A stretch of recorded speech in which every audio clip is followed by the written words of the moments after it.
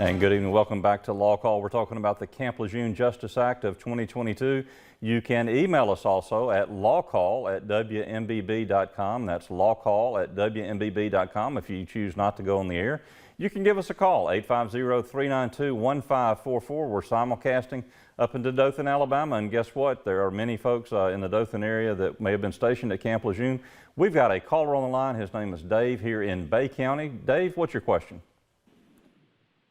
Yeah, my dad was stationed Lejeune in the late 1950s, and he subsequently, about 5 years ago, died of prostate cancer. Is that something that is covered under this? David is actually one of the items, one of the cancers that is listed, but we're going to need to get some additional information for you. The time frame is correct. Yep. It's at 1953 to 1987 if he was stationed at Camp Lejeune, and he was there for a period of 30 days. Sometimes station orders mean that he may have had a forward deployment, and at that point in Korea, well, not late 1950s, no, but it may have been somewhere else, and it may have been his station. But you have to prove that he was there for 30 days, and then that is one of the cancers that is at least listed, and then we kind of go forward from there. Bladder cancer, prostate cancer are two of the cancers that are listed. But let's go over something real quick. Right. What are some of the items? I mean, we've got Dave here. He knows that his father was there. How do we prove, though, that Dave's father was there? And it's proof. It's not what you know, it's what you can prove. That's right. Let's give the veterans and their families a little bit of idea of what they can use to prove. Well, Dave, what you can do is find old DD-214s that list duty stations, where he was, when he was there. You can go to the archives and have the Marine Corps send a copy of all his records, and you can get that sent down to you, which tells you where he was listed. You can get his medical records.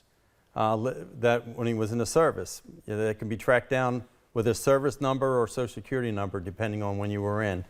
Letters that were written, if he had old letters that were addressed to his base at Camp Lejeune, that would be evidence as well. And going back in the 1950s and 1960s, Camp Lejeune had their own letterhead for folks that were stationed there as well. So another idea. Through the years, we've been able to help veterans get their combat readiness. This is before, excuse me, not combat readiness, but related to combat injuries. Right. And so we've also used photographs. We've used some video snippets.